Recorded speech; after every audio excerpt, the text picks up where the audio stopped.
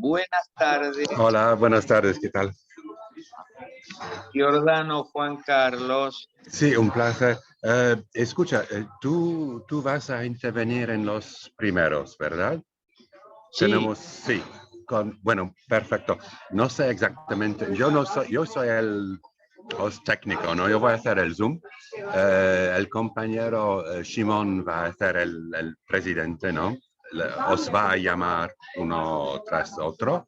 No sé exactamente en qué orden os va a llamar. Probablemente la misma orden que en la convocatoria. No importa, ¿no? claro. Hay gente del PSOL, de diferentes tendencias. Bueno, tú. Y hemos invitado a algunos compañeros más de México y otros países, también de Portugal, el del Estado español. Todavía no sabemos exactamente quién Claro. se apuntará, ¿no? También nunca nos sabemos, también porque hay problemas de conexión con el Internet, cuáles de los compañeros ucranianos o rusos van a estar. Entonces, a veces uno de ellos se conecta y escribe al presidente diciendo, mira, tengo internet para 15 minutos y les damos la palabra. Bueno, tú estuviste en Ucrania, ¿no? Sabes Sí, cómo claro. es un poco así, ¿no? Pero no importa, es una reunión entre compañeros, así que si cambiamos un poco la orden de cosas, no pasa nada, ¿no? Sí, no hay ningún problema. Ustedes son los que lo organizan. Sí. Pero parece bien, tenemos una 120 de personas enregistradas, lo que no está mal, de diferentes Claro. países.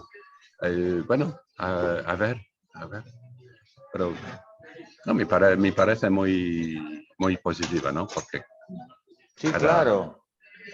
para el debate, sobre todo en América Latina, no somos mayoritarias, pero no somos nunca tampoco.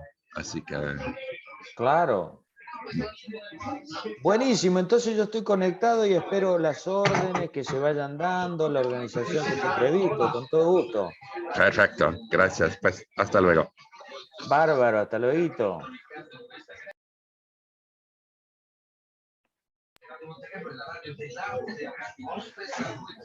Hello, can you hear me?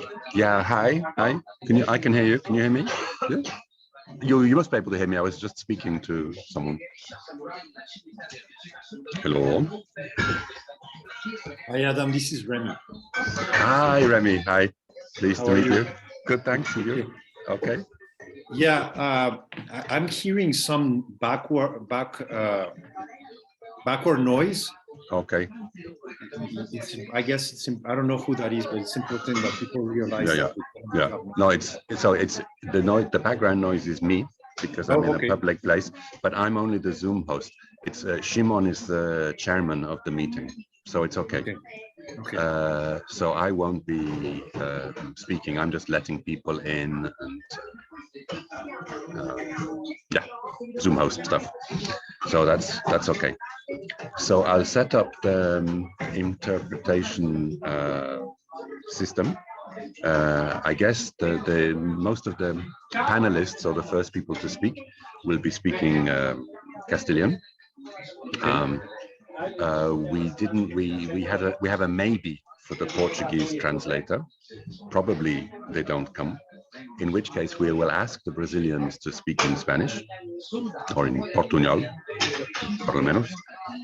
And if you can just translate that into English, that's perfect. And then someone will pick up the English and take it into French. We have 2 volunteers for English, French. It might be that one of them understands Spanish or Portuguese, in which case they take it directly. But if we can guarantee the Spanish English, then 90% of the people can manage from that. Yeah, so I can definitely do that. Spanish from Spanish to English. English is not my first language though. Sure. But I'll do my best. It would be easier for me to do Spanish and French, but okay. Well, okay. Let's check. I'll send you a message when we start. It might be that, donc si toi tu fais espagnol, français, que quelqu'un reprenne le français vers l'anglais. Mais ça dépend. Il faut que j'aille la confirmation que l'interprète est dans la salle. Oui, je peux définitivement essayer de faire des espagnol vers l'anglais. Mais 2 heures, je ne suis pas un traducteur professionnel. Non, on va se... je comprends. On va voir, toujours avec ces événements, je ne sais pas si tu as la même expérience, tu as 6 personnes qui disent oui, je vais aider avec l'interprétation, tu en as 4 qui se pointent et on s'arrange, mais tu ne seras pas seul, ça c'est sûr. Même moi, je peux te relier, surtout dans la deuxième moitié de la réunion, parce que dans la première réunion, je suis en train de faire rentrer les gens, mettre les troubles faits dehors, etc. Mais donc, si toi qui commences après moi, je peux reprendre. On peut s'envoyer des messages dans le chat. Voilà. Yeah. Okay, that's all what I wanted to say. Thank you. Okay, great. Thanks. Okay, talk to you later. Okay. Now can you hear me? It's okay? Yeah, now it's good. Yeah, the earphones stopped working. I just realized. Yeah. Okay, so we don't have a Portuguese translator. So we will ask the Portuguese, if it changes, I'll let you know. Otherwise, we ask the Brazilians, the Portuguese speakers, we ask them to speak Spanish. And then we will have translation from Remy. We'll do, if possible, he'll do from Spanish into French, and then someone will do French into English. But if the translation really, if we don't get an English-French translator, then we'll ask him to do from Spanish into English, because then 90% of the people can follow. In principle, Denis said that he would do English-French. I could also help with English-French later on. Okay, so it will work. One way or another, it will work. Yeah, I got like last 2 hours. I was just receiving emails and tweets. Twitter. I will be here. I won't be there because of something, and can't stop.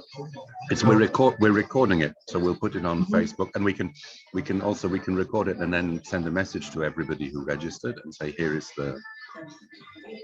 Yeah, it's a good idea to record it. I mean, I always thought it was an internal meeting, but it can be some kind of semi-internal. Yeah, that's it. Send the info to people we want. Yeah, we're not discussing our secret deliveries of special equipment because we don't have any. Yeah. I'm just worried always about the trolls, not. Yeah. Okay. Yeah. No. So that's it. That's why I'm not going to be interpreting at the beginning. Then I can just watch for any troublemakers. Yeah. Okay. I don't think it's. I didn't advertise it on Twitter too much. I mean, I sent it to people who already wanted at some point to be involved, but not like sending it. Yeah. To everyone, so I think it will be okay. There is a lot of today. There's meeting in Warsaw, and Fabio is speaking at that meeting now. I guess it might be late at some point. I don't know how it's going to be. Meeting on the ground in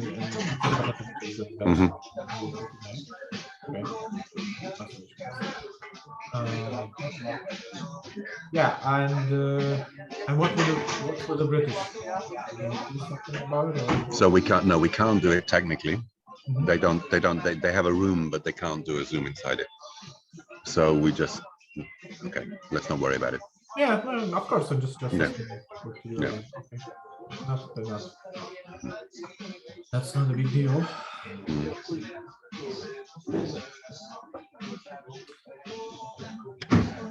I know there's been a few Ukrainians. Vladislav was asking what time do we start because we forgot. So With the Ukrainians, they connect when they connect. No? I mean, yeah, it's a meeting of activists. So I mean,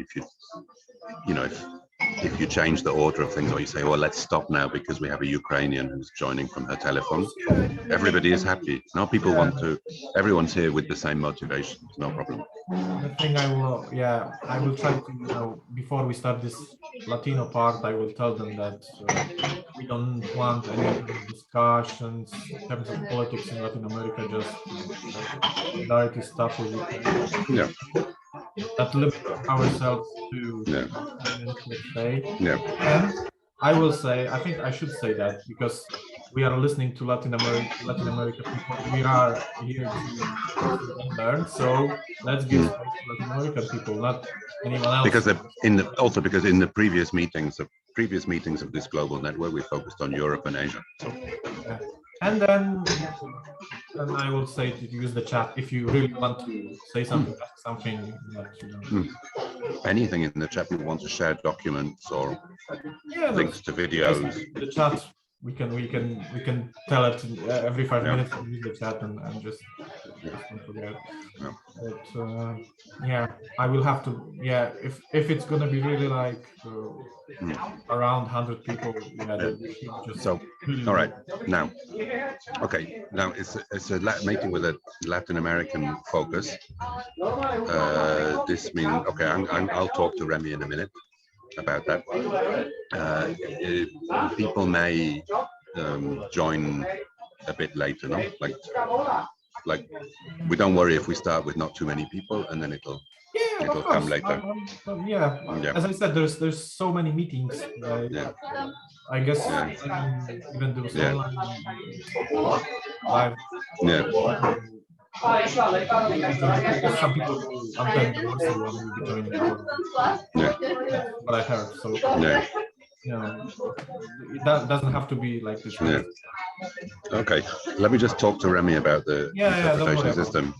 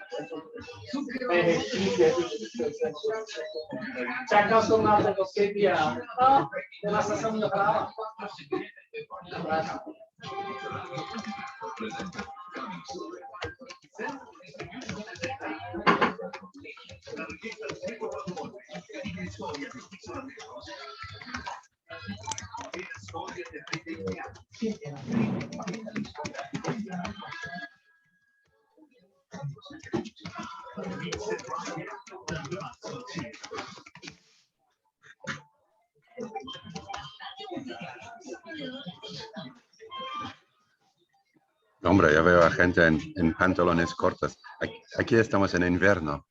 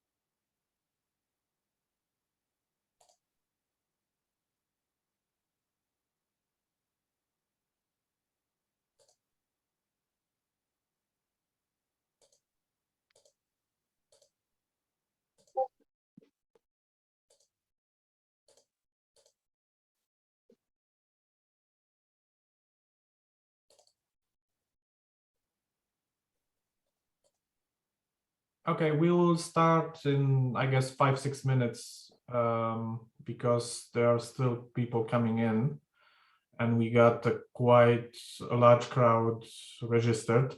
So choose the interpretation button. We have English, Spanish, and we'll have French. Unfortunately, we probably won't have the Portuguese translation. We wanted to have one, but we don't have the interpreter for today, at least for now. So there's going to be, for now, 3 languages. Very sorry for that. Yeah, and we will wait like 5 minutes. There was over 100 people registered, so we're still waiting for some people to come.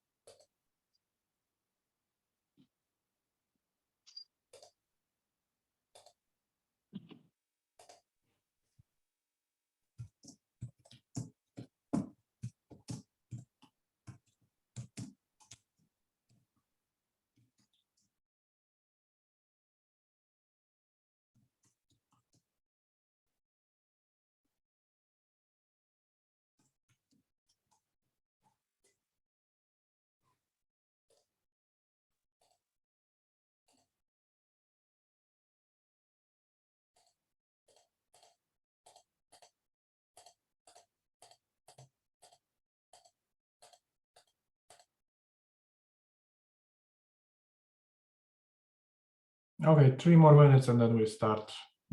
Whoever will join later will join. Just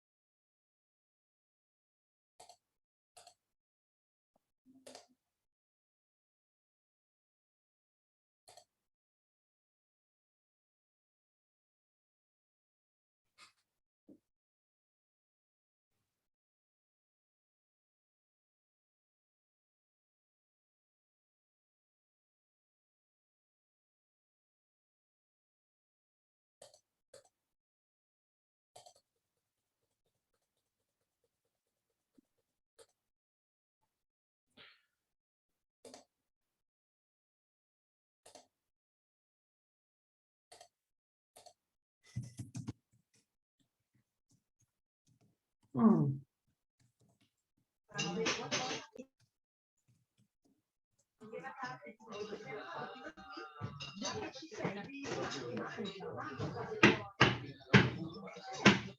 we'll slowly, I guess should slowly start. First of all, some technical and logistical remarks. Whoever is not speaking yourself, and if you're of any organization, you put your name in the chat, and as please mute yourself. I hear someone just some sound around, and we will basically try to use the chat. There's a lot of people here, and I guess there will be still more coming. So we will try to limit the discussions to, I know it's not too much, but need to finish in 2 hours, more or less 2 hours. And so we need to be very focused and try not to intervene. Excuse me, comrade, it's impossible to hear. Again, can you just mute yourself, please? Whoever's not speaking. There's like some sound. It's impossible to hear you. Yes, someone needs to mute the speaker. The people who are speaking.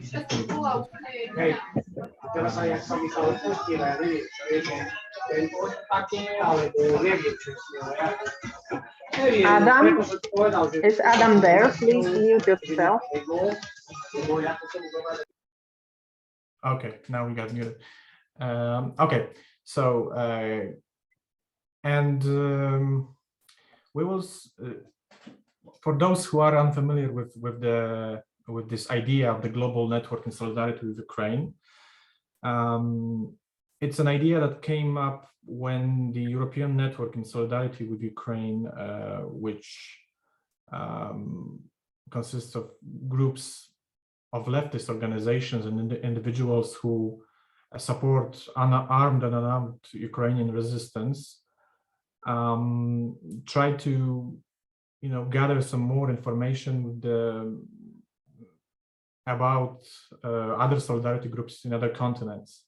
So we thought that it's a good idea to have this kind of exchange of information and to know more about the left progressive solidarity, trade unionist solidarity groups with Ukraine around the world, because in Europe we are not always familiar with all of them, and it's the fourth meeting of this kind, and we thought the good idea would be to stay with this agenda that we want to keep, like focusing on each meeting on different regions of the world and about this region and left solidarity with Ukraine in that particular region. One of the big regions we don't know too much about in Europe, and we want to, is Latin America. Today we want to focus on Brazil, but of course any other voices from the continent, from the region, are very welcome. But just I want to make sure that it's not the last meeting about Latin America. It's a big continent, it's a big region, so we would come back to this at least 2-3 times more, I guess, in the future. So don't treat it as the last one, let's say Latin-centered or Latin-focused one, because there are definitely going to be more of this kind of meetings and discussions, and also there's 24th February coming, the anniversary of the Russian invasion in Ukraine. So there's a lot of going on. There's a lot of demonstrations, meetings,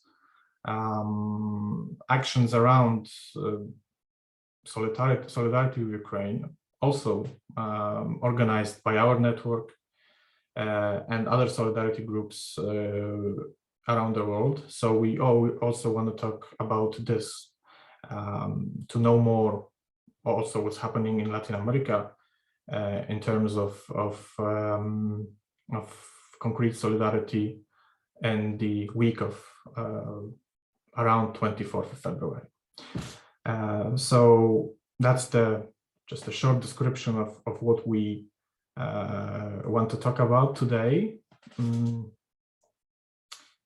And we have a few people who will give a short speech to just start the discussion and just inform us how the developments in Latin America in the context of Ukraine look like. So we have today Fabio Bosco from Conlutas, who is active in the organizing of what is called labor convoys of humanitarian support, which is co-organized by a group called International Labor Network of Solidarity and Struggles. We have Bruno Margales, a historian, editor of the Revista Movimento, and the member of the International Commission of the Socialist Left Movement, MES-PSOL in Brazil.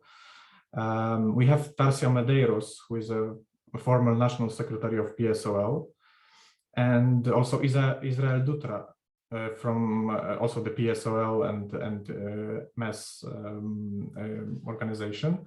So maybe we will start with this Latin America part, let's say, but I don't know who wants to go first. Just maybe we'll go with Fabio. I talked about you first, so maybe you can start if you want, and then the other speakers. Okay, Shimon, thanks for the invitation to be here with you to talk about how is the situation of the solidarity movement with Ukraine here in Brazil. I think the first thing we must keep in mind is that since the invasion 1 year ago, the government of Brazil has always taken a very clear stand against supporting Ukraine. So first it was Bolsonaro. Bolsonaro visited Putin a couple of days before the invasion, and then he increased the trade relations between Brazil and Russia 100%. And I think it's like what we see in other parts of the world where the far right stands in side by side with Putin. But after the elections, and fortunately, Bolsonaro was defeated, the new administration led by Lula da Silva also take the same stand in total opposition to any solidarity with Ukraine. Lula in the beginning, he used it to say that Putin and Zelensky are guilty in the same level. Recently, after the meeting with the representatives of the US imperialism, he changed it a bit. Now he says that it was an error for Putin to invade Ukraine, but we need a solution. He says it's necessary to have a kind of peace committee to stop this war, and the ones he believes that are the best one to lead this is China. So recently, the representative of Germany visited Brazil and asked Brazil to sell old ammunition for old tanks, and Lula said, no, we are not going to sell this ammunition because we are a peaceful country, but at the same time, he's providing tear gas and other kinds of ammunition for the government in Peru to attack the uprising that is going on in the south of the country, you see? So this talk of peaceful country, we know it's all lies. The reality is that Brazil, the arms industry is very important. It's 4% of the GDP of the country. And in the case of Peru, Lula is standing side by side with Dina Boluarte. And against her, there is an uprising, mainly a peasant uprising. And recently there was a general strike demanding her to go out, but the position of the Brazilian government was to allow the exports of repression devices for her administration. And why Lula is doing like this, and why Bolsonaro did like this?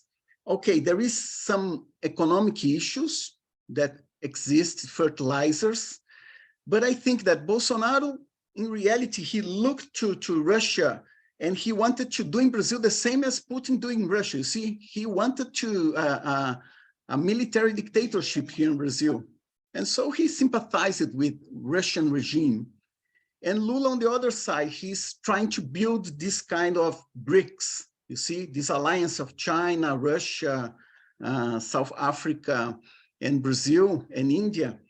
And he tries to stay away from this conflict between America, China, Russia. He tries to stay away to see how he can benefit from that.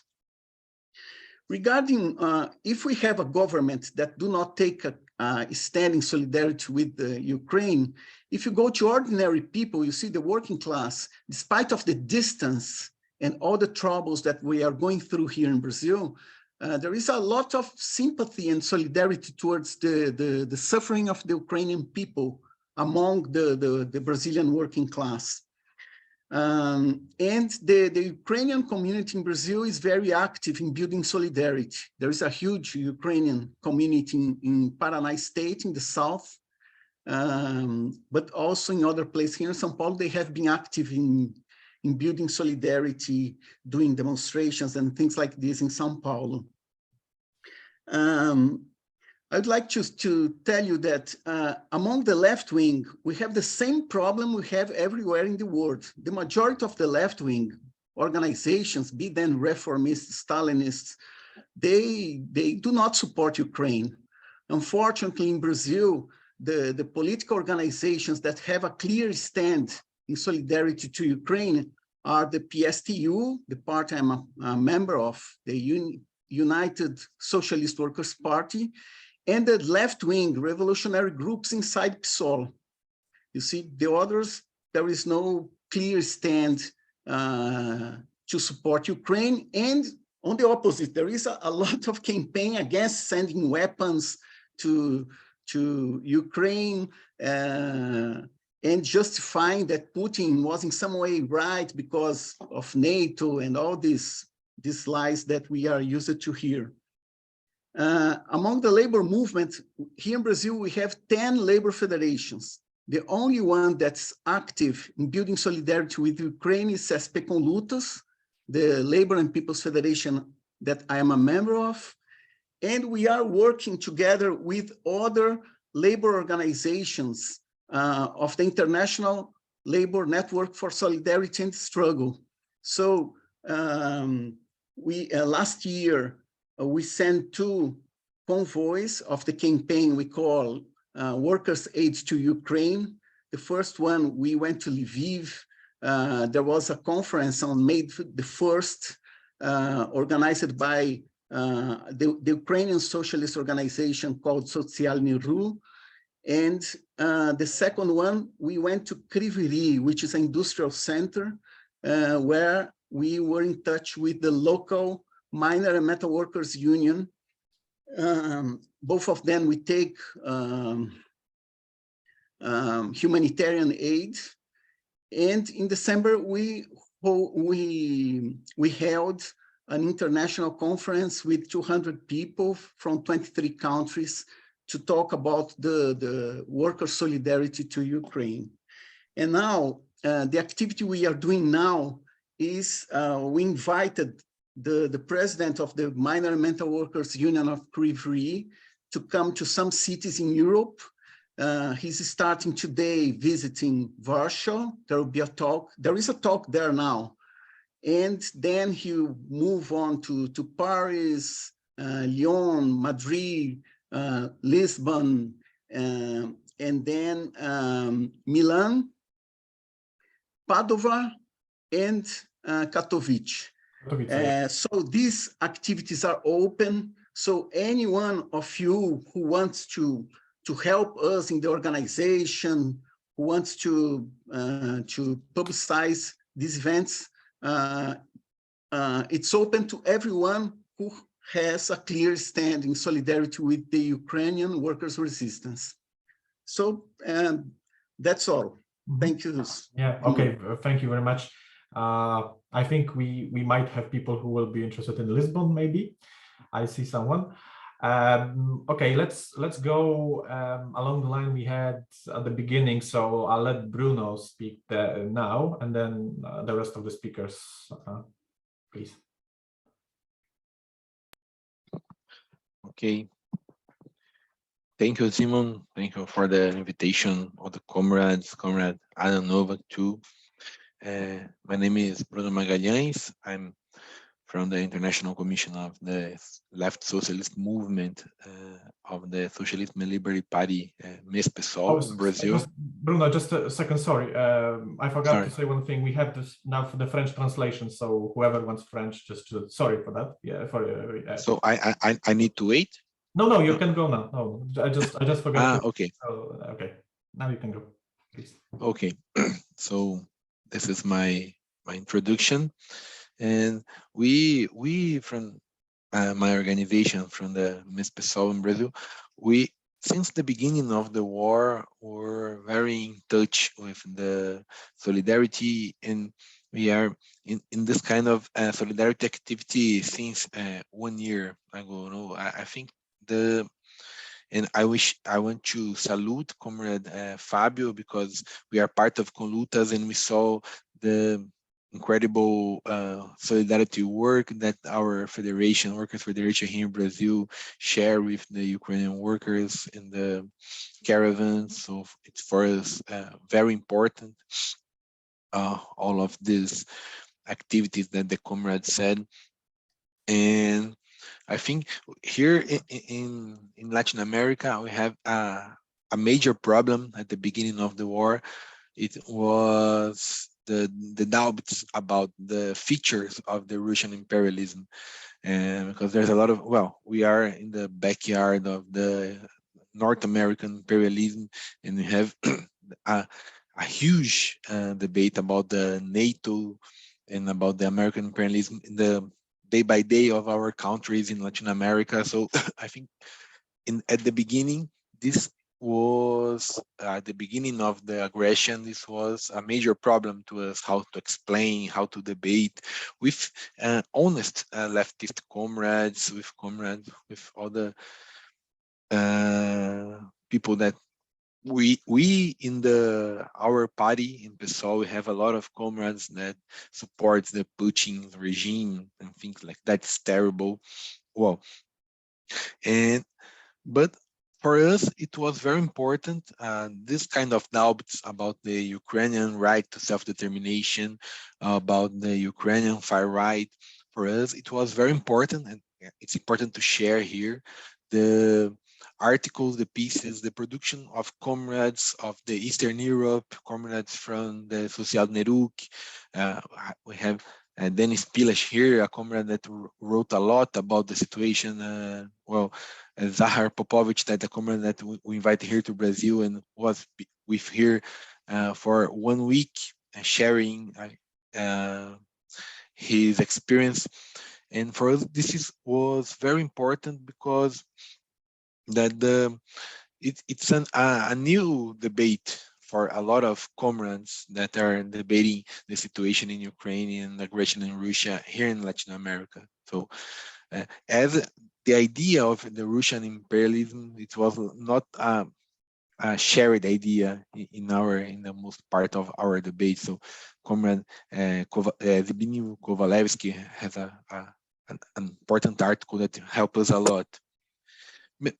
I think that since the beginning, when we started the solidarity action, it was like to invite a comrade from Ukraine to be here in Brazil. We were 2 times in the Eastern Europe and in the wars, borders, and 1 time in the Razem Party Congress in Poland. And for us, one of the pivotal activities, we need to be 2 things. The first is to search in our principles the answers to the situation. And I think we have an amazing Trotsky article called Learn to Think from 38, and I think helped a lot in all this debate. And I don't want to go deeper in this, but I suggest that the comrades to read this article.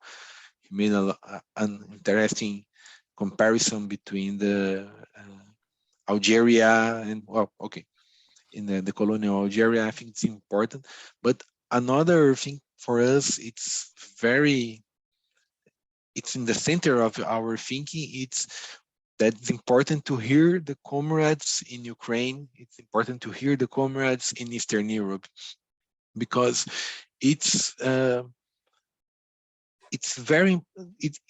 different.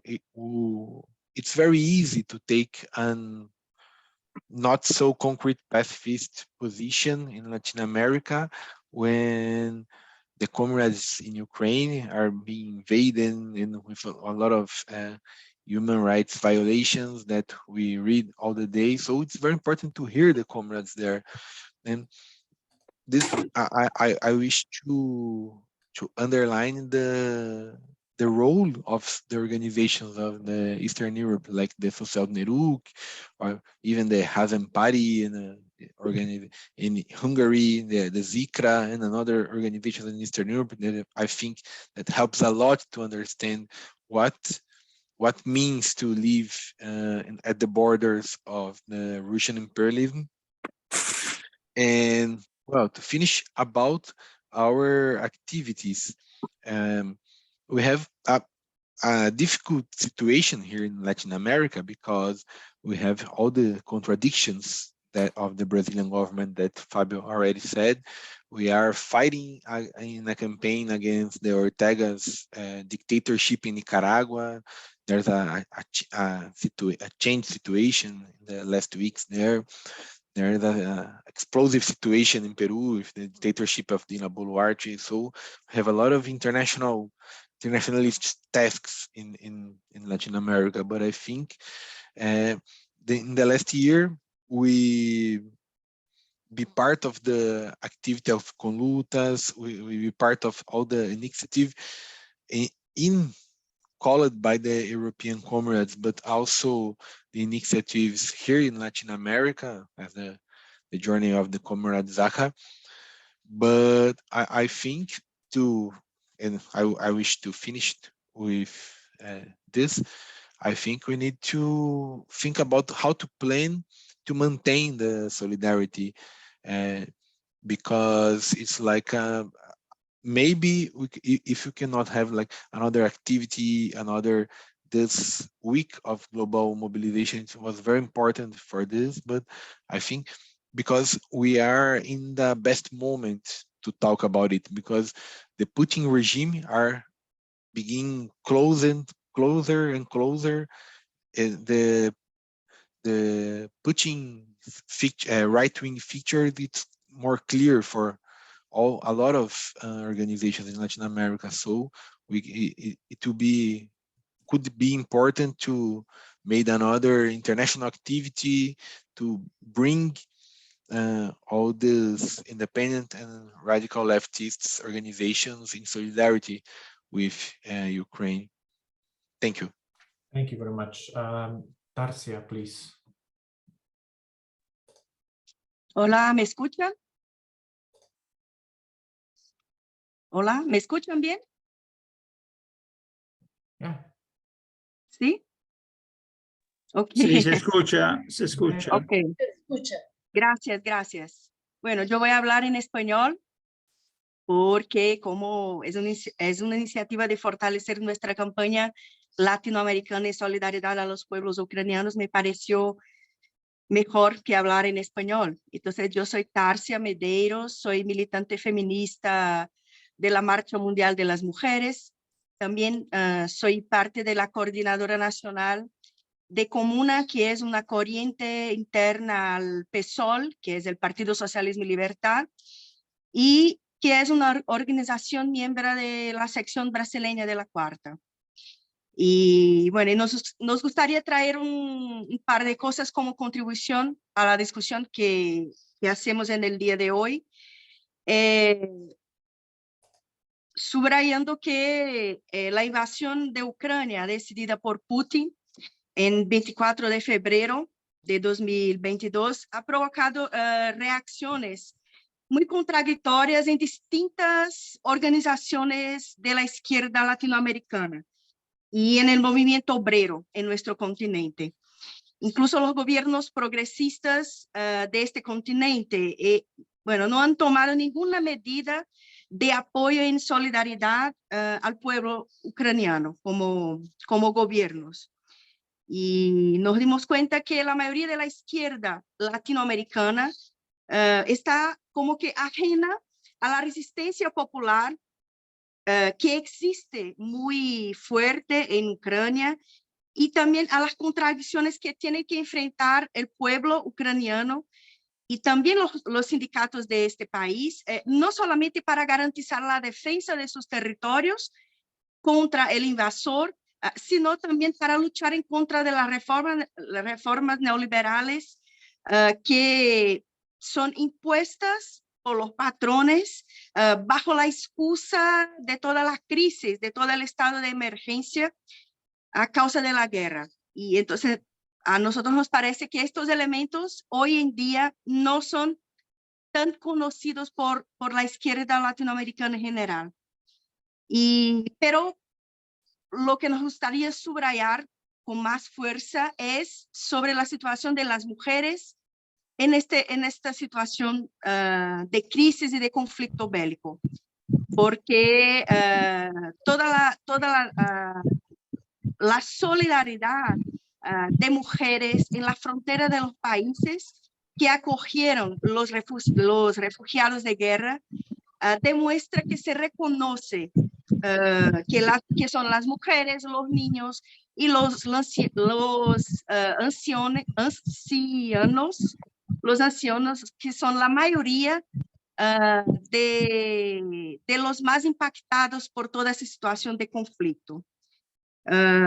Y sabemos que no solamente en Ucrania, mas en todos los territorios en conflicto, son las mujeres las que garantizan las condiciones mínimas de supervivencia en los territorios en conflicto bélico, porque, bueno, por la falta de alimentos, de agua y de vivienda segura en estos territorios. Entonces, sabemos que esta situación impacta directamente a la población en general y de hecho son las mujeres las responsables por sostener las condiciones como para garantizar un mínimo de dignidad en esta situación.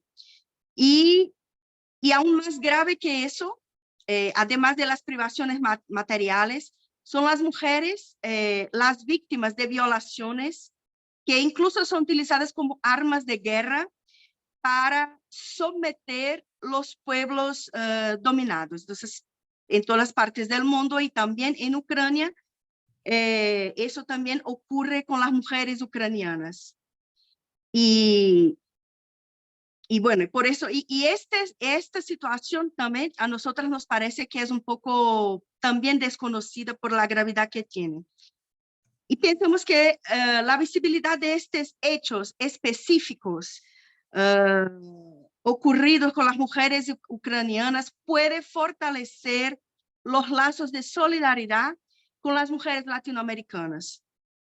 Porque sabemos que también en nuestro continente las mujeres latinoamericanas también están pasando por situaciones muy similares, ya sea en las periferias de los países, ya sea en las periferias de las grandes ciudades. También son las mujeres, somos nosotras las víctimas de las milicias, que son las organizaciones armadas, e incluso de la policía, o sea, del brazo armado del Estado, que somete muchas de estas mujeres a una situación de criminalización y somete incluso a estas mujeres también a una situación de como refugiadas, ya sea refugiadas de conflictos locales o refugiadas climáticas también. Entonces pensamos que visibilizar esa situación que viven las mujeres ucranianas para nosotras, las mujeres latinoamericanas, es muy importante para fortalecer estos lazos de solidaridad entre nosotras. Y bueno, entonces, de hecho, la mayoría de la izquierda no ha condenado la invasión rusa en Ucrania, e incluso está ajena a las salidas forzadas de 8 millones de personas, ya sea mujeres, ancianos y niños. Y incluso los niños que muchas veces están secuestrados, ¿no? Y que no se sabe a dónde fueron llevados ni nada de eso. Y también tenemos poca atención para el hecho de que los malos tratos, la tortura y las violaciones de mujeres y de niños por parte de las tropas rusas también es un escenario muy grave de toda esa situación de guerra, con la cual tendríamos que estar no solamente más informados, como también un poco más organizados. Y por eso pensamos que se puede construir puentes entre los países latinoamericanos y la resistencia en Ucrania, y sino también construir bueno, las luchas comunes entre las mujeres ucranianas y las mujeres ucranianas, las mujeres latinoamericanas, involucrar los sindicatos, las fuerzas progresistas de nuestros países, porque sabemos que muchos de nosotros y nosotras acá, incluso en esa reunión, somos dirigentes de parte de estos movimientos que necesitamos involucrar en esa iniciativa. Bueno, sabemos que en ese sentido las mujeres latinoamericanas se suman a las luchas de las mujeres en Ucrania, pero también a las luchas de todas las mujeres que viven hoy en día en situaciones muy graves de conflicto. O sea, con las mujeres en Irán, en Palestina, en Francia, en Estados Unidos y también en Rusia y en otros países que sabemos que, bueno, de cierta manera repite la misma situación en lugares con conflictos bélicos. Y bueno, y ojalá podamos avanzar en estas iniciativas de organizar acá en América Latina iniciativas de solidaridad con el pueblo ucraniano. Y creemos que es importante organizar una campaña de información en América Latina, con organizaciones solidarias, con campañas estructuradas alrededor de una coordinación continental para hacer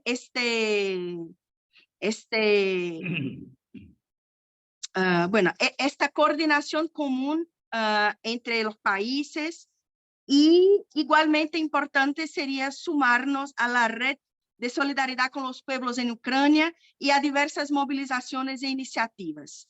Y de esta forma esperamos que los movimientos feministas y los movimientos de mujeres que han hecho algunas iniciativas de visibilidad y de solidaridad se puedan sumar a esta iniciativa y hacer con que toda la discusión que sabemos que las compañeras al interior de la red ya lo hacen, y que sería muchísimo importante fortalecer con toda la red de una forma transversal toda la discusión de la situación que viven las mujeres en este contexto.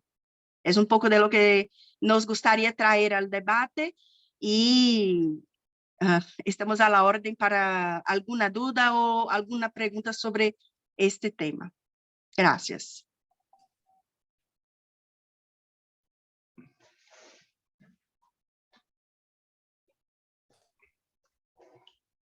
Okay, thank you very much. Sorry guys for the problems with the translation, but I hope it's sorted out now. Israel Dutra, please. Bueno, yo creo que voy a ser muy sintético porque los compañeros Fabio, Tarja y Bruno ya tomaron la palabra y expresaron un poco de cómo venimos dando esta batalla desde Brasil, ¿no? Tengo tres cosas a decir.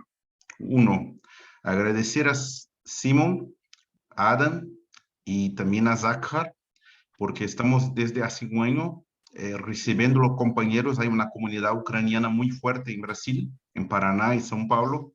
Y Zakhar estuvo acá en un evento, participó de actividades y también brasileños fueron allá, ¿no? Fue una delegación de la CCP con Lutas que encabezó Fabio y Bruno estuvo en Congreso de Racing para hacer el intercambio en Polonia, en Poland. Entonces, creemos que fue el movimiento social ucraniano el responsable por poner a la izquierda al combate de la resistencia ucraniana en los países como acá en Brasil, donde hay, además de una comunidad ucraniana, grupos muy bien campistas, ¿no?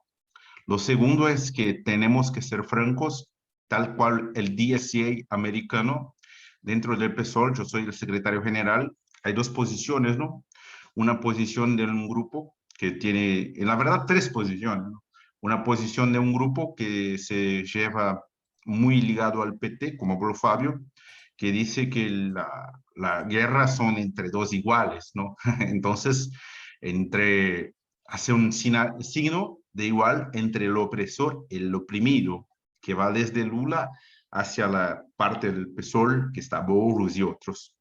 Una segunda posición que es vinculada a grupos ligados al centrismo internacional, a revistas como Jacobin y el grupo Resistencia, que tiene muchos compañeros valorosos, pero que hace una idea de que son un poco, nosotros condenamos a Putin, pero no podemos hacer nada de concreto en actos y solidaridad a favor de Ucrania, ¿no?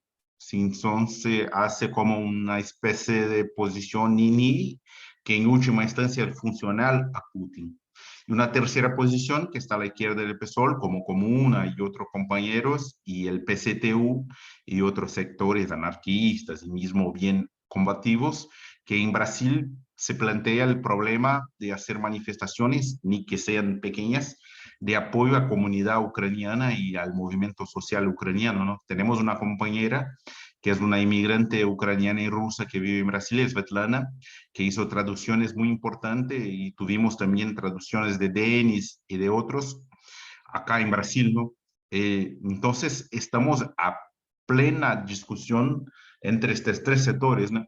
Un sector más bien pro-Putin, un sector bien que se queda pero hace el juego del Putin, y nosotros que somos una izquierda socialista, pero que queremos algo más amplio con los sindicatos y que se pueda poner a jojo vivo el problema de la ocupación con toda la contradicción y sin ningún apoyo a Zelensky, pero no tener condiciones para apoyar la resistencia ucraniana y sus dirigentes como el movimiento social ucraniano.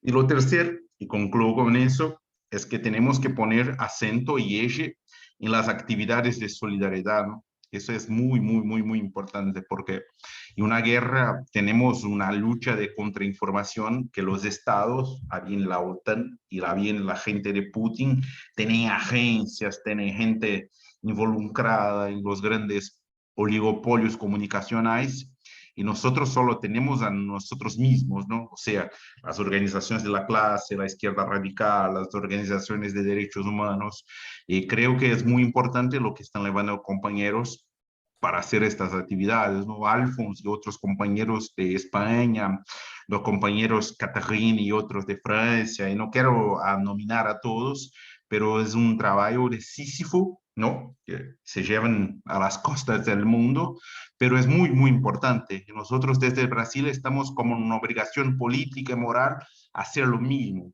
Es lo mínimo que podemos hacer con ustedes que están jugando y se colocando como cuerpo, como habló Tarsia, el problema de las mujeres, los problemas de los inmigrantes y problemas muy, muy, muy concretos que nosotros desde nuestro país continental, con muchos rasgos y problemas particulares, tenemos que poner a fondo nuestra solidaridad, ¿no?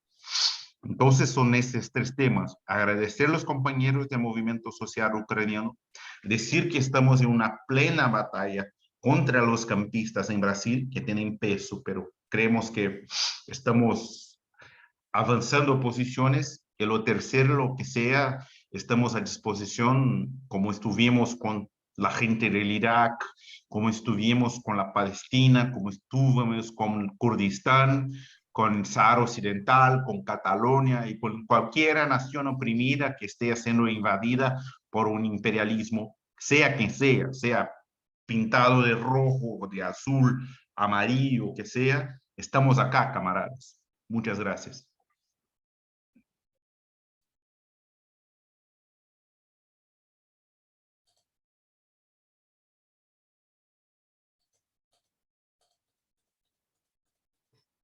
Okay, that's all. Thank you very much. Yeah, we thank you for all the speakers, but we wanted to focus on Brazil today, but we have actually some quite large continent, I would say, of people from various Latin American countries. And we also have with us today Juan Carlos Giordano from Argentina. If you want to take the floor, please. Bueno, muy buenas tardes, si se escucha bien. Se escucha bien.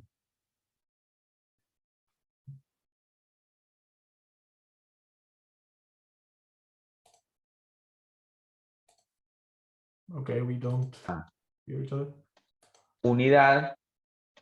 Somos el partido hermano de la CCT, del PSOL, en Brasil, y parte de una organización internacional que es la UITSI, Unidad Internacional de Trabajadoras y Trabajadores Cuarta Internacional. Saludar esta iniciativa de la Red Global de Solidaridad con Ucrania.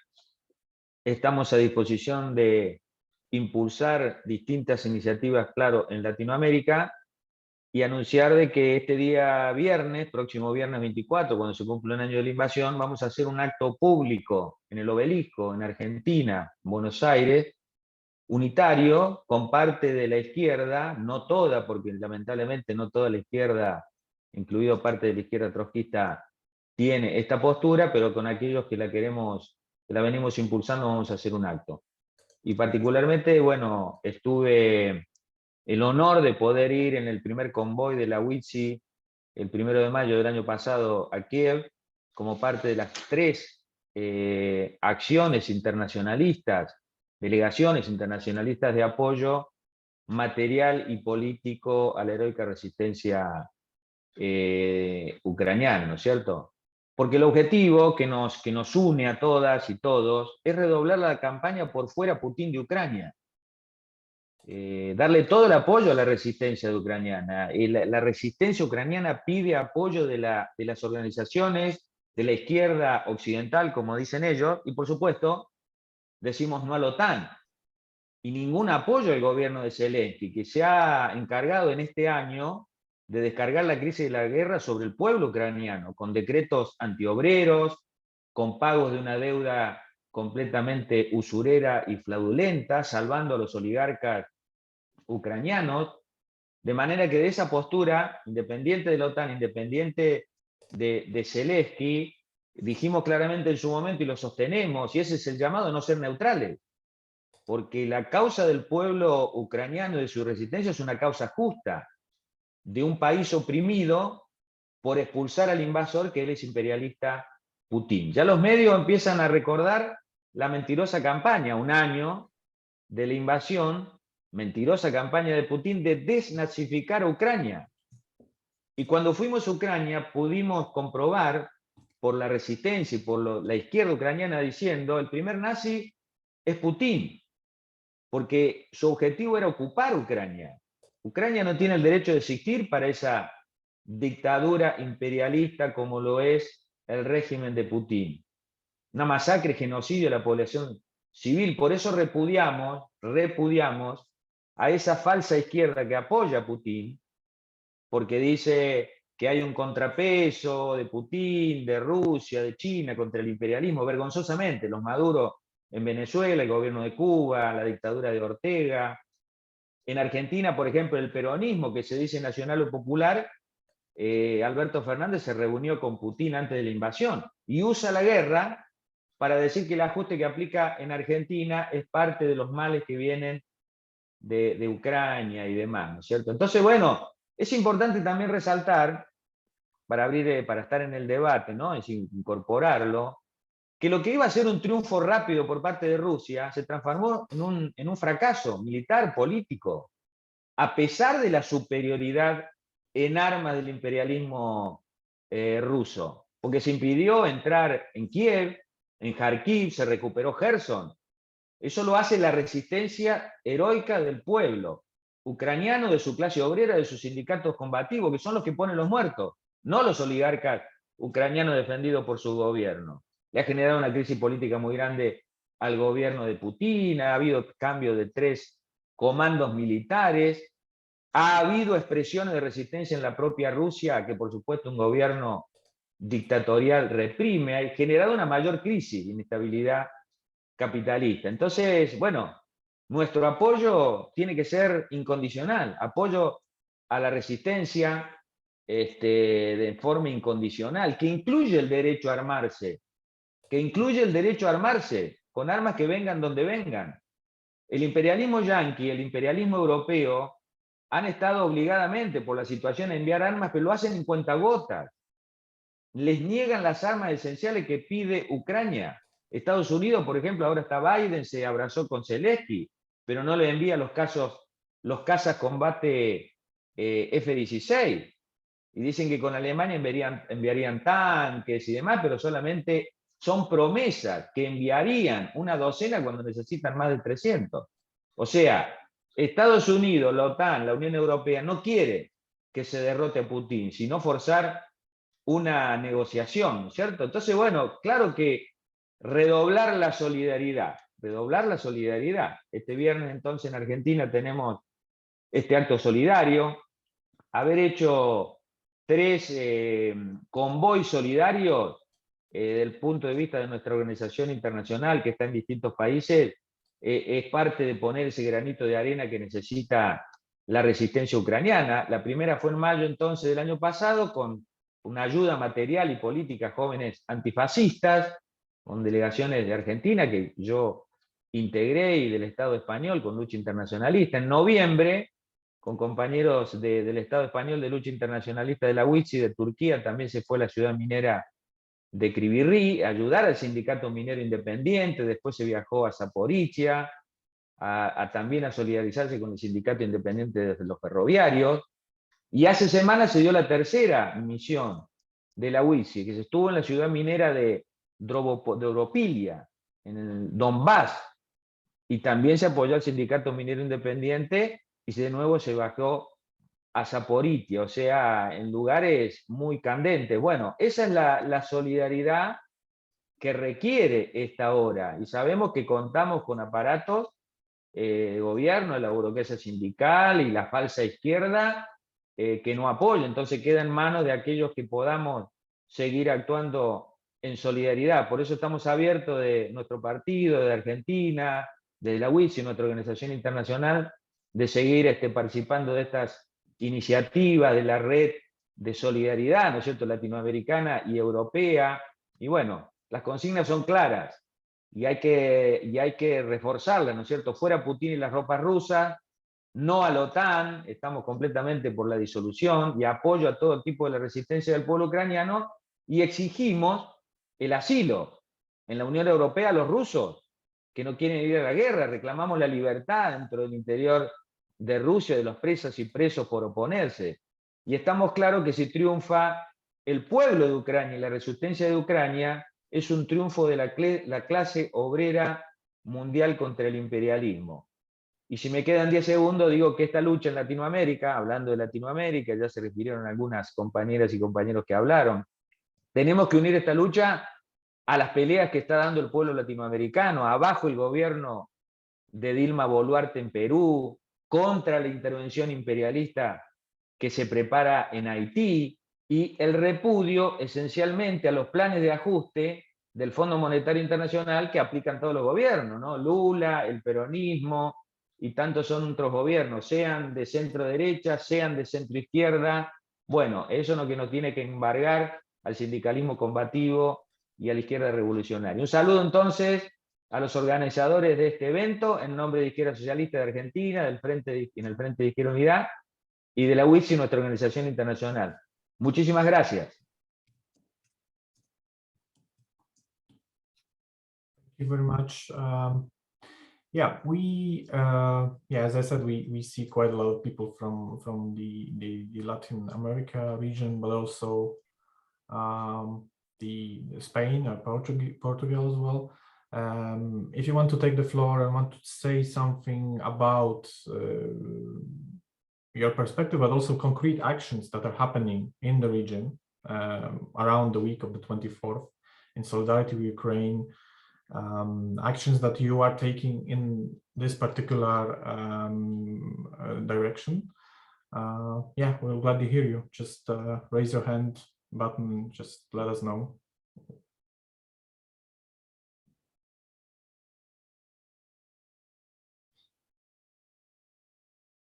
Okay, don't see anyone.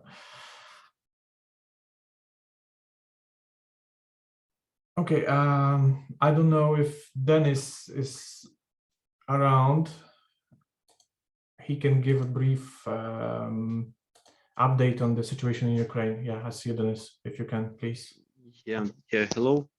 I'm so grateful for this very important meeting, as I feel that people in Eastern Europe and Latin America, they lack these contacts and lack mutual understanding of some of the quite obvious, frankly, parallels that exist, similarities that exist in our situations. And as the US imperialism was treating Latin America and the Caribbean as its backyard, the same applies to Russian imperialism and to some kind of their own brand of Monroe Doctrine that Putin is eager to push, that post-Soviet space should be reserved as some sacred place for Russian intervention.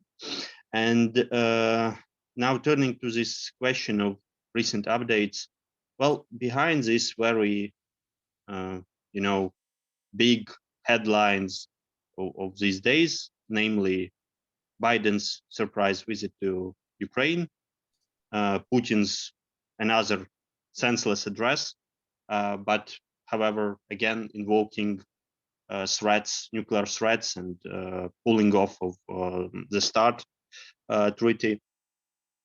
And these rumors about Chinese so-called peace plan, I would concentrate on some shifts in the everyday life of ordinary people in Ukraine, as it seems that in January, these Russian tactics, terror tactics to like just terror shell with their missiles Ukrainian civilian infrastructure, destroy Ukrainian power plants, destroy energy grids, and thus leave us without light, without running water, without heating, and freeze us to death, mostly the civilian population. It has failed.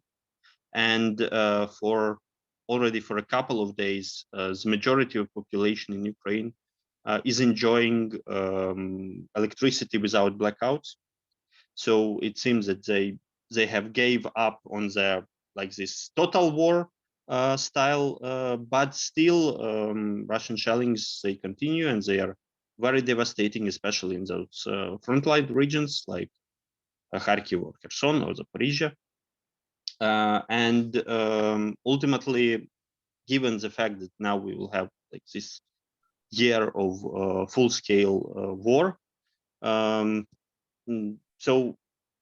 many people were anticipating that maybe something bad is again happening, and Russia is planning for some other huge attack. But it seems that they are still a bit of lost.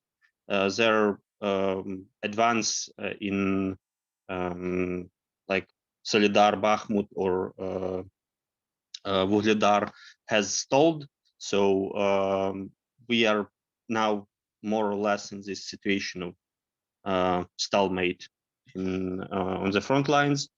And what regards internal situation in Ukraine, well, again, we have all these problems that still stem from the damage that was done to the civilian infrastructure, and this raises the stakes for the reconstruction this year. And also, you may heard about a draft bill that was proposed in the Ukrainian parliament. Honestly, it isn't so dangerous as it was. We have one far right MP in the parliament, and she proposed a bill to scrap 8th of March and 1st of May as national holidays, as like 3 days. But it has no support from the the majority MPs, and also it caused some backlash from predictably from the feminist community, from the unions, and in general, you know, beyond some far right circles and some ultra neoliberal, I don't know, libertarian market middle class enthusiasts, the majority population, they aren't going to just get rid of these rest days, but also we are trying to reinforce the importance of these days as the days of the global international solidarities on two major directions of struggles: the struggle for women's rights and the struggle for labor rights. And again, reinforcing that importance that was played also in our local Eastern European and Ukrainian history for these days and these moments. So, like in general, to speak about something more global for this moment. So we have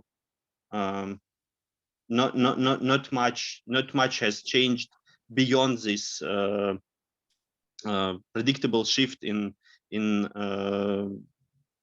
the style of Russian attacks, but nothing has ultimately changed in the nature of the Russian aggression and the Russian invasion.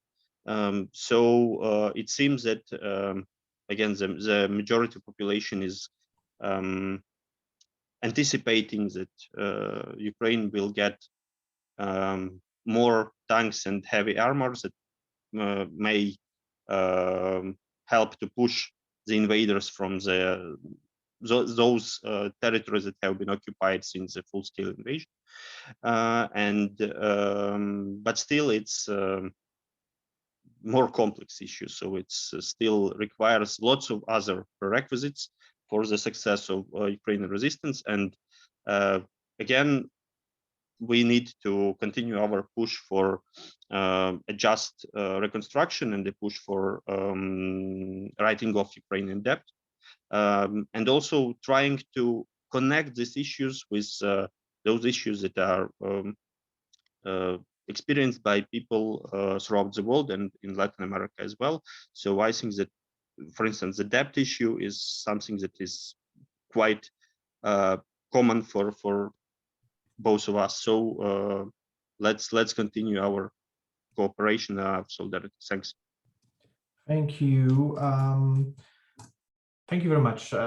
For those who don't know, Denis is a member of Socialny Ruch, organization in Ukraine that we collaborate with.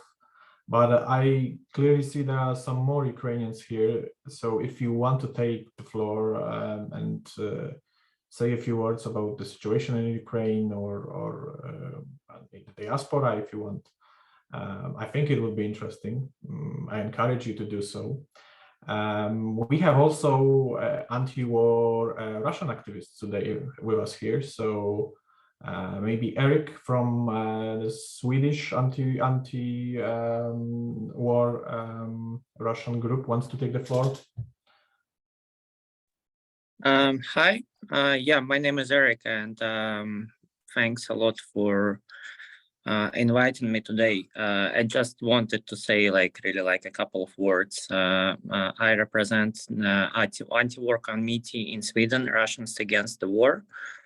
And we are a grassroots initiative of Russians who decided to stand up and who decided to fight Putin's regime and support Ukraine and Ukrainians as much as they can. And we sort of self-organized immediately once Putin decided to invade Ukraine full scale, almost 1 year ago. But we are not alone only in Sweden. We actually the similar groups of Russian-speaking people also very active in our European and European countries and all over the world, really, in the United States, in Japan, in South Korea, in Australia, and to raise the awareness of the fact that the war is still ongoing, we for the February 24th, 25th, we decided to organize the global action, the global anti-war action against the Russian state invasion to Ukraine, and we're gonna do worldwide rallies against Russian military aggression and in the memory of the victims of Putin's terror in Ukraine. And we also want to raise the awareness that political prisoners back in Russia need our support. I just sent a link to chat. It's called theyearofterror.com. And if you could spread the word about our initiative, I will be very grateful. And thank you so much for standing for your solidarity for Ukraine, and victory for Ukraine, freedom for Russia. Thank you. Thank you very much. Just want to clarify the info that Eric sent is already on our social media, but we will put forward the info when before the 21st, 25th. So yeah, there's plenty of actions around Ukraine. Maybe there are some questions for our Ukrainian Russian speakers, but also if anyone else from Ukraine or from Eastern Europe wants to take the floor, just please raise your hand. If not, anyone who has questions or comments to what Dennis or Eric said, so please do so.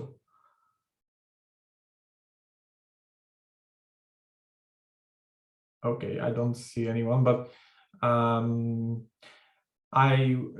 since we have a lot of people from Latin America here today, and I guess we still don't know too much about actions that are going to happen in this continent. If you want to spread the word about the actions your groups, networks, when I organize in solidarity with Ukraine, in particular in the Latin America region, please contact the European Network in Solidarity with Ukraine. We organized, I put this already in the chat, the link to the what we call the Global Week of Solidarity, starting from the 20th to the 26th of February, so around the date of the 24th, the anniversary of the Russian invasion in Ukraine. And we're trying, what we're trying to do is we're trying to list all the possible activities happening, all the leftist progressive trade unionist activities happening around this this date, and to publicize it and to make it more visible. So if you have anything that's happening in Latin America, yeah, please contact us. And also, we do this kind of meetings frequently, as I said at the beginning, once a month. So if you want to take part in the future meetings, you can leave your emails in the chat. We'll collect them, and don't worry, we're not spammers. We're not going to send you millions of emails, but we're going to send invites to the next global meeting. The next one is going to be at the end of March, and probably it's going to focus on the region of Eastern Europe, but not Poland, because we talked about Poland a lot, but we don't talk too much about countries like Lithuania, like Slovakia, Czech Republic, Hungary, or Moldova, who host also a lot of Ukrainian refugees, and most of them are bordering either Ukraine or Belarus or Russia. So we're gonna get the speakers, and probably that's gonna be the next topic of the global meeting. Okay, I see Daniel raising his hand, please.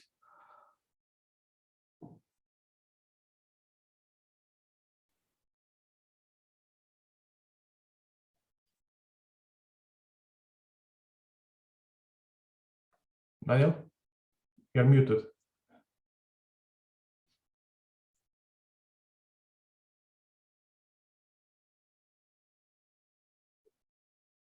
¿Es mi turno, camarada? Muchísimas gracias, camaradas. Primero, enviar un saludo de la Marcha Internacional a todos los camaradas que están presentes.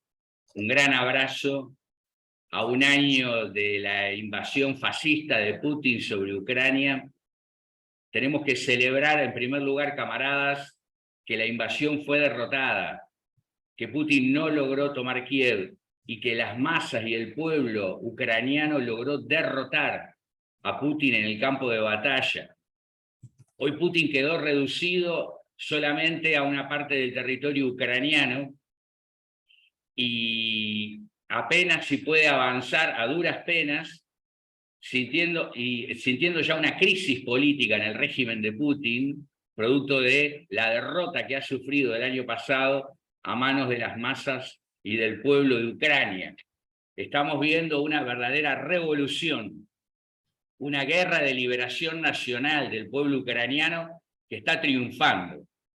Y además, que cuenta con el apoyo de la mayoría aplastante de la población de todos los continentes del mundo, que se ha movilizado y está apoyando al pueblo ucraniano. También tenemos que celebrar el fracaso de las movilizaciones Rage Against the Machine, que fueron convocadas en Estados Unidos y en Europa, de los campistas, los fascistas y la ultraderecha, y también los progresistas y socialdemócratas que se unieron para apoyar a Putin. Pero como no se animan a decir que apoyan a Putin, convocan con la consigna por la paz, no a la guerra. Convocaron en Estados Unidos, convocaron en Europa, y tenemos que decir, camaradas, esas movilizaciones y esas convocatorias fueron un verdadero fracaso, a pesar de que cuentan con abundante financiamiento de corporaciones globales, abundante financiamiento de los gobiernos de China, de Rusia, de los estalinistas, del gobierno de Cuba, del gobierno de Venezuela. A pesar de todo eso, fracasaron porque el pueblo no los apoya. Mayoritariamente los pueblos de Estados Unidos, de Europa y de todo el mundo están apoyando al pueblo de Ucrania. Pero entonces, camaradas, tenemos que señalar cuál es el problema central que tenemos en este momento. El problema central que tenemos es el anuncio de un plan de paz que la ONU, el gobierno imperialista de Biden, los gobiernos imperialistas de Europa y también los gobiernos capitalistas socialdemócratas como el de Lula en Brasil, como los gobiernos de todo el mundo están intentando imponer un plan de paz para que Putin salga por lo menos airoso de esta guerra que ha perdido. Se están intentando que Ucrania ceda una parte de su territorio y firmar una paz que es totalmente desfavorable para los trabajadores y el pueblo de Ucrania. La consigna de paz en este momento es una consigna contrarrevolucionaria, que va contra el pueblo de Ucrania. En ese sentido quiero señalar, aquí hay presentes algunas organizaciones como, por ejemplo, la organización de Israel Dutra, el MES, o el compañero Juan Carlos Giordano de Izquierda Socialista. Son organizaciones que, por un lado, dicen apoyar a Ucrania, pero por otro lado están integrando el PSOL, que es un partido que es parte de la coalición capitalista que gobierna Brasil, que está a favor de Putin. Lula públicamente ha dicho y está diciendo que está por la paz. Esa es una política que favorece al imperialismo y favorece a los contrarrevolucionarios que están intentando derrotar la revolución ucraniana. Entonces, camaradas, en la izquierda hay muchas organizaciones que dicen estar con Ucrania, llaman a actos por Ucrania, pero después apoyan gobiernos capitalistas, pseudo progresistas, que están con Putin y que están apoyando la contrarrevolución. No se puede decir hacer una cosa y después hacer otra. Bueno, camaradas, lo mismo denunciamos a los campistas, que en todo el mundo se dicen de izquierda, se dicen marxistas, se dicen revolucionarios, pero están apoyando una dictadura fascista, como es la dictadura de Putin en Rusia. Entonces, camaradas, se trata de hacer unidad, pero también de mantener una coherencia, de mantener una solidez política. Hay también organizaciones en Estados Unidos que participan de la DSA, dicen apoyar a Ucrania, pero están integrando una coalición como la DSA, que está integrando al gobierno imperialista de Biden. No se puede, o la Internacional Progresista, manejada por Bernie Sanders y por Syriza de Grecia, que están apoyando a Putin y están impulsando la campaña por la paz junto con Jeremy Corbyn en Inglaterra. Entonces tenemos dos enemigos. Por un lado, Putin. Por un lado, la agresión fascista. Y por otro lado, los progresistas y los socialdemócratas que se disfrazan de revolucionarios, pero que están impulsando la política de la paz, que es una política siniestra que lo que intenta es robarle el triunfo al pueblo ucraniano. Más que nunca tenemos que insistir con la solidaridad internacional, más que nunca tenemos que impulsar la lucha del pueblo ucraniano y tenemos que rechazar todo planteo de paz que signifique entregarle territorio y salvarle el cuerpo a Putin. Muchas gracias, camaradas. Okay, thank you, Daniel. Okay, as I said, okay, so sorry, I just heard the translation again. Okay, as I said, we will come back to Latin America, definitely. We need to, because there's a lot of things to say and to talk about in the future. Not in the next meeting, as I said, we're going to focus on Eastern Europe, but definitely Latin America, also the Mediterranean region, is one of the things that our network, the European Network in Solidarity with Ukraine, will try to focus on. We'll try to keep this more, let's say, Spanish-centered, because we used to use the English and French in our communication mostly. Now we'll try to have at least Spanish, hopefully other languages. And the thing I want to ask, because we are a voluntary network, we do this once a month, as I said, and we definitely need interpreters, translators. If anyone is willing to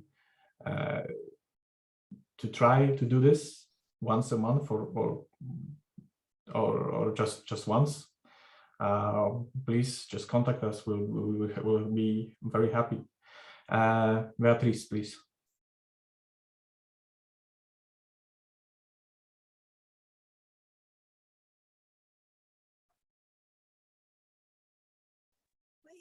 Sí, je parle en France, no, en español, tal vez sea mejor, porque somos, no sé si somos mayoría, pero lo que quería decir era que somos bastante aquí en latinoamericanos.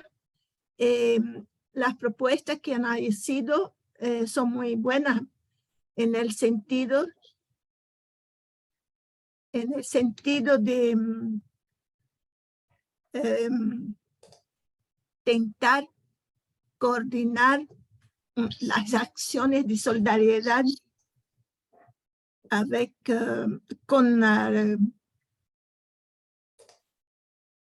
las yo estoy problemas que es bueno, ahora está. Entonces yo decía que hay una propuesta que salió de Tarcia, la brasileña, que habló sobre las mujeres de coordinación.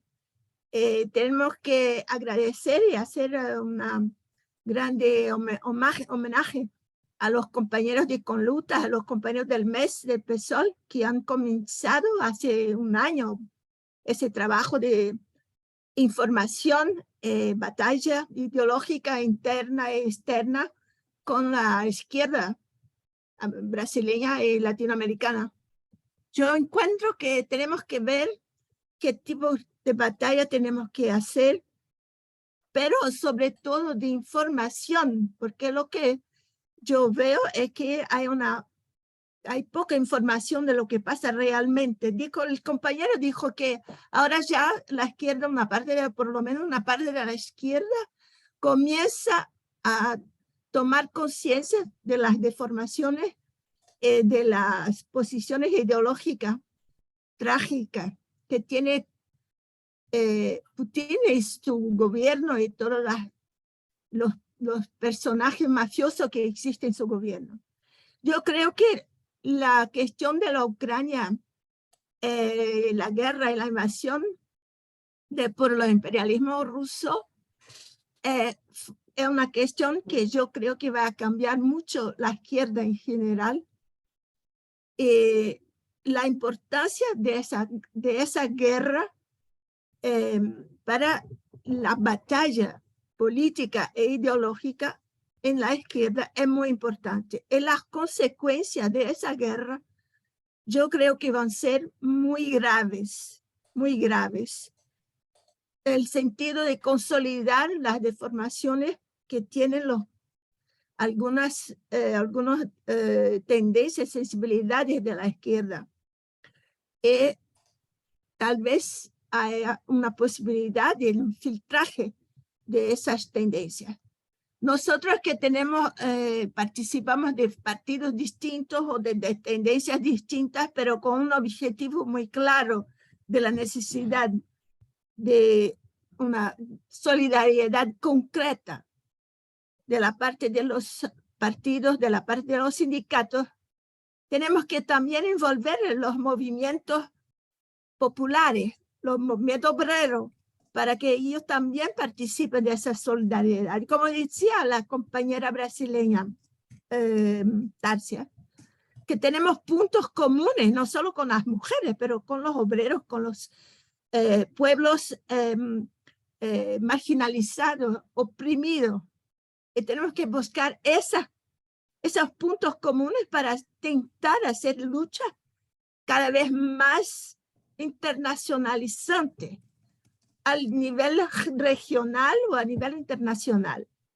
Yo creo que la próxima vez tenemos que hacer como hizo los compañeros de la red francesa, salir con afiches para mandar para todo el mundo, con el globo, y todas las iniciativas que se han hecho en todos los países, poner en todos los países y divulgar todas esas iniciativas que se han hecho. Entonces, al inicio en Francia fue muy poco difundido, muy poco conocido, pero poco a poco conseguimos estar en una visibilidad más importante. Entonces, las dos cosas que encuentro que tendríamos que salir de esa reunión con las ganas de intentar coordinarnos los partidos, las organizaciones de América Latina o en Brasil, comenzar por el Brasil, comenzar por Argentina, cada país, pero en una coordinación más continental ligada con la red internacional, la red que comenzó aquí en Europa. Entonces, yo encuentro que esa iniciativa es muy buena, pero tenemos que salir con las ganas de trabajar en ese sentido. Gracias. Thank you very much.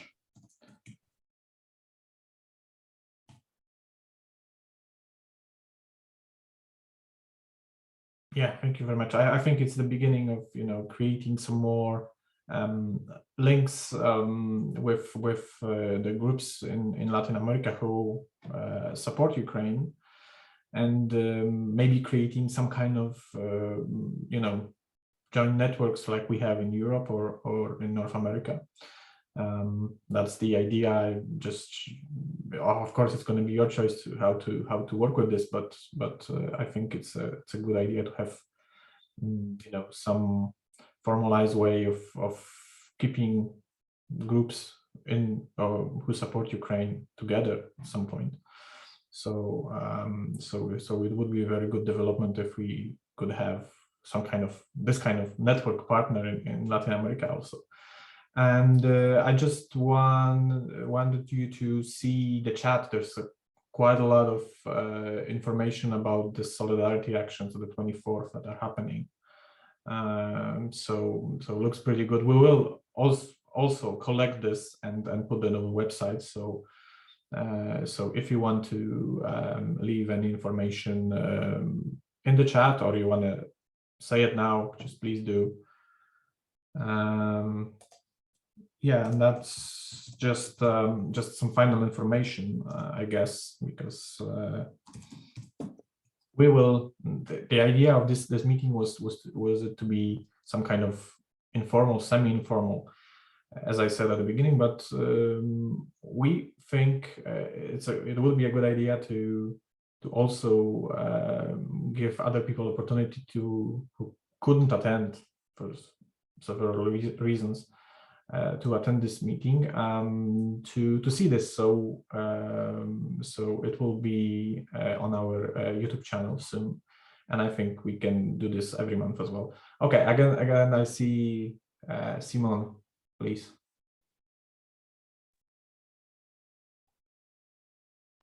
Yes, thank you very much. I am Simon Rodriguez, Venezuelan socialist and a member of International Workers' Unity and the Party for Freedom and Socialism in Venezuela.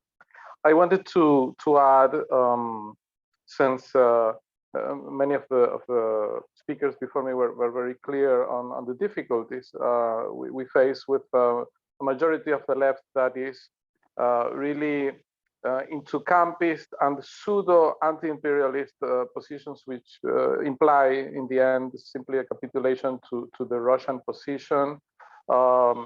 Perhaps manipulating and taking advantage of what is a popular sentiment of rejection of US imperialism, but twisting it in a way in which it means that the enemy of my enemy can be my friend, which we as internationalists, of course, reject. But we are in the context also, and I think this is important for our public positions, to link our support for the Ukrainian resistance, which is the just cause in this, with our support for other causes, such as, for example, rejecting imperialist oppression of Haiti. Haiti not only was occupied for 14 years with troops provided, for example, by Lula in his first 2 terms, but right now has this supervising body called the core group, which has some sort of colonial functions where it meddles into Haitian politics in a very destructive way. And the Brazilian government is still today a member of the core group. So I think that to make our positions more understandable to sectors that might be confused, it's important to portray it as a coherent, consistent, anti-imperialist and anti-capitalist position. Finally, just to to add that since this global campaign of solidarity with the Ukrainian people has gathered momentum and influence, it can perhaps be a space that can make possible a Latin American campaign of solidarity with Ukraine, with those of us who are participating in this meeting and in this initiative. I think it's a space that can help put up bridges for such an initiative at a regional level to happen, coming together with many of the very valuable things that are being done by different tendencies and currents. Thank you. Thank you very much. Okay, anyone else? If not, I think we'll finish at that point. Just thanks for everyone for attending. I hope we're going to see at least most of you next month. I think it's a really good idea to develop this kind of regional solidarity, to see how it looks like in several other regions around the world. And sorry for all the inconvenience. It's a live event, so everything can happen. And as you can see, some problems with translation, other stuff. But I think it was pretty good. I hope I really enjoyed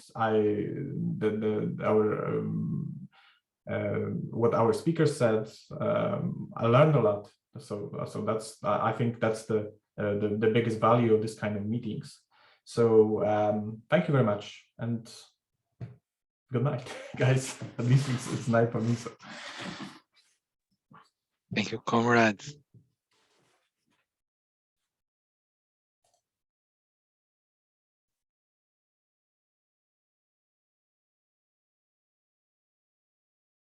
Ucrânia vencerá. Slava Ucrânia. Felicitaciones por la charla. Gracias. Gracias.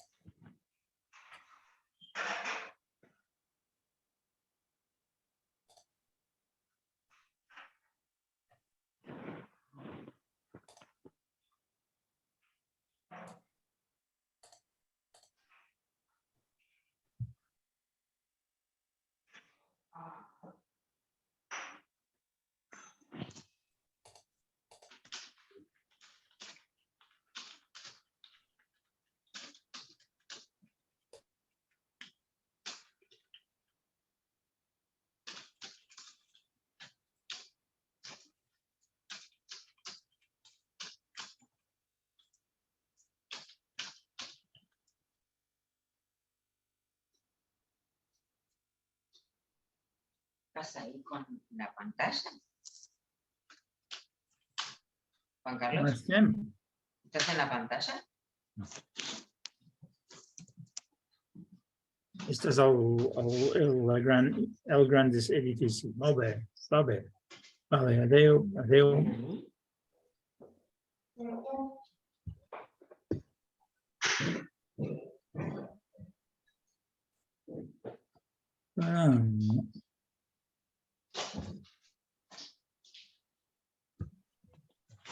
I did what I could. I'm sorry. It was great, Remy. Thanks a lot. Yeah. Sorry that they weren't. We thought, I mean, like I said before, no, we had several people volunteer and then some of them didn't turn up. So you must be exhausted.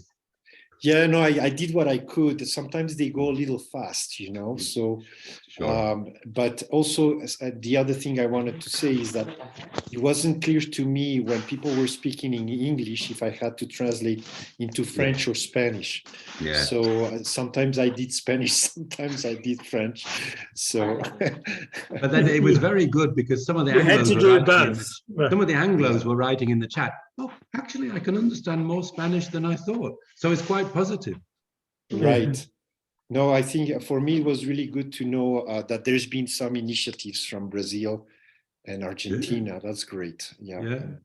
I hope that keeps growing. Yeah, and also behind this meeting, no, some of them as well had a couple of preparatory meetings, and they agreed that they were going to network, even that they're going to do a series of common posters and Facebook posts with them, and then put the logos of the different left parties on it, you know, to try and have some kind of regional platform, no? So pretty good. Okay. Let me know. I'm not sure I will be able to help every time, but please keep me on the loop. From time to time, yeah. Exactly. All right. Thank you. Thanks a lot, Remy. Okay, folks. Now we can stop the recording.